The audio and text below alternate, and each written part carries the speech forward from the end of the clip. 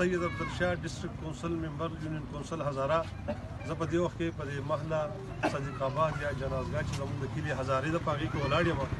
بېګا د شپې دلته په دې محله کې څه افسوسناک واقعیات شوي دي او غله راغلي دي او په دې ټول محله کې 15 دوکانونه مات کړي دي چې د هغو تفصیل موږ واغسته.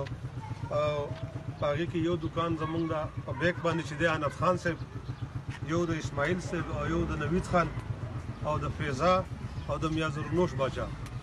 نو زه دلته رالم، پولیس راغلي وو، هغو هغه خپله د روټین هغه کارروایي وکړه او بجای د دې د غل د نیو همیشه دغه یو خبره خلکو ته کوي چېرې تاسو چوکیدار ونسئ، تاسو خپل تحفظ کوئ.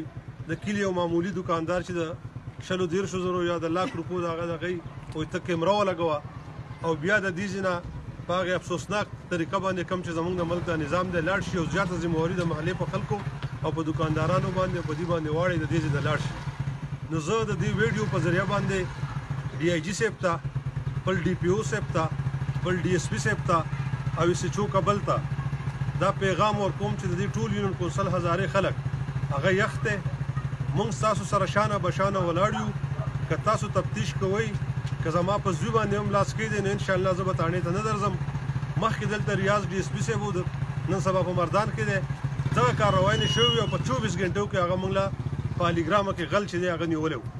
نن 15 دوکانونه مات شوي دي او ډېره د افسوس خبره ده، دا مشران ولاړ دي په دې محله کې، دا خلک خفه دی. نو زه ضلعي انتظامیې ته، صوبایي حکومت ته، وزیر اعلی صاحب ته دا خواست کوم چې بل ورځ په اف سی کیم کې کومه جرګه وه د محترم بریګیډیر صاحب په مشرۍ کې، ډي پي او صاحب په هغې کې ناست و. په هغې جرګه کې هم موږ دا خبره کړې وه چې په تحصیل کابل کې د امن او امان حالات چې دي هغه ټیک نه دي. پولیس خپله ذمهواري چې ده هغه په ښه طریقه باندې نه پوره کوي. نو لہذا پولیس ډپارټمنټ ته زما د هغو نه دا مطالبه ده چې د یونین کونسل هزارې دا بېګا 15 دوکانه مات شوي دي، یو دوکان نه دی. پورې طور دي د دې 15 غلو موږ له دا غله دې ونیسي او موږ د هغو سره بشانه بشانه ولاړ یو. خو که دا ونه نیوی شو نو موږ به بیا مخکې ځو او خپله کارروایي به کوو. که په هغې کې د روډ بندېدل راله، که په هغې کې نور څه داسې اقدام راغی.